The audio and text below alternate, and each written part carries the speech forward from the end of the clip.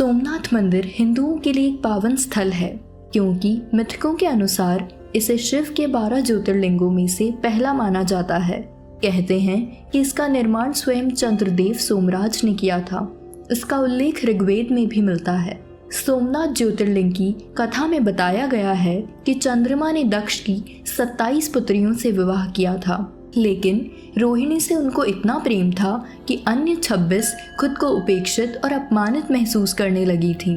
उन्होंने अपने पति से निराश होकर अपने पिता दक्ष से शिकायत की। पुत्रियों की वेदना से पीड़ित दक्ष ने अपने दामाद चंद्रमा को 2 बार समझाने का प्रयास किया, परंतु चंद्रमा नहीं माने। प्रयास विफल हो जाने पर दक्ष ने चंद्रमा को क्षयी होने का श्राप दे दिया। सभी देवता चंद्रमा के दुख से व्यथित होकर ब्रह्मा जी के पास जाकर उनसे श्राप के निवारण का उपाय पूछने लगे। ब्रह्मा जी ने प्रभास क्षेत्र में महामृत्युंजय के जाप से व्रणध्वज शंकर की उपासना करना एकमात्र उपाय बताया। चंद्रमा के 6 मास तक पूजा करने पर शंकर जी प्रकट हुए और उन्होंने चंद्रमा को एक पक्ष में प्रतिदिन उनकी एक कला नष्ट होने और दूसरे पक्ष में प्रतिदिन बढ़ने का वर दिया। देवताओं पर प्रसन्न होकर उस क्षेत्र की महिमा बढ़ाने और चंद्रमा के यश के लिए सोमेश्वर नाम से शिवजी वहां अवस्थित हो गए। देवताओं ने उस स्थान पर सोमेश्वर कुंड की स्थापना की।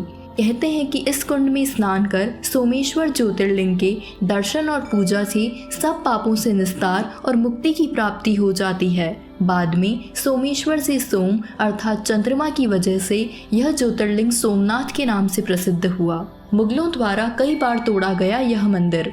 गुजरात के वेरावल बंदरगाह में स्थित इस मंदिर की महिमा और कीर्ति दूर दूर तक फैली है। अरब यात्री अल बरूनी ने अपने यात्रा वृतांत में इसका विवरण लिखा, जिससे प्रभावित हो महमूद गजनवी ने सन 1025 में सोमनाथ मंदिर पर हमला किया, उसकी संपत्ति लूटी और उसे नष्ट कर दिया। इसके बाद गुजरात के राजा भीम और मालवा के राजा भोज ने इसका पुनर्निर्माण कराया। सन 1297 में जब दिल्ली सल्तनत ने गुजरात पर कब्जा किया तो फिर इसे गिराया गया। सोमनाथ मंदिर के पुनर्निर्माण और विनाश का सिलसिला जारी रहा। मराठाओं और सरदार पटेल ने किया मंदिर का जीर्णोद्धार।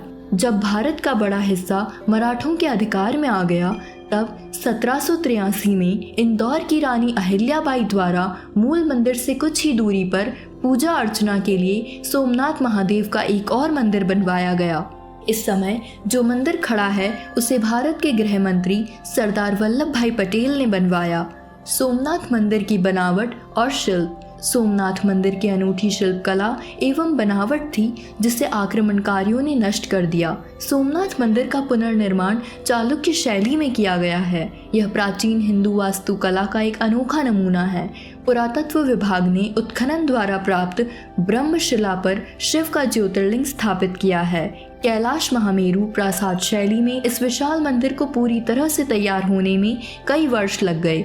भारत के तत्कालीन राष्ट्रपति शंकर दयाल शर्मा ने 1 दिसंबर 1995 को सोमनाथ मंदिर को राष्ट्र को समर्पित किया। सोमनाथ मंदिर 3 प्रमुख भागों गर्भगृह, सभा मंडप और नृत्य मंडप में विभाजित है। इस मंदिर के शिखर की ऊंचाई 150 फीट है। शिखर पर अवस्थित कलश का वजन 10 टन है। इसकी ध्वजा 27 फुट ऊंची है। दोस्तों, आज यह मंदिर अरब सागर के किनारे भारत के गौरवपूर्ण इतिहास को दर्शाता है। इसके दर्शन करने दुनिया भर से लोग आते हैं। तो आप कब जा रहे हैं, हमें कमेंट बॉक्स में ज़रूर बताएं। लाइव सिटीज़ की सारी अपडेट्स पाने के लिए चैनल को सब्सक्राइब और बेल आइकन को प्रेस करें।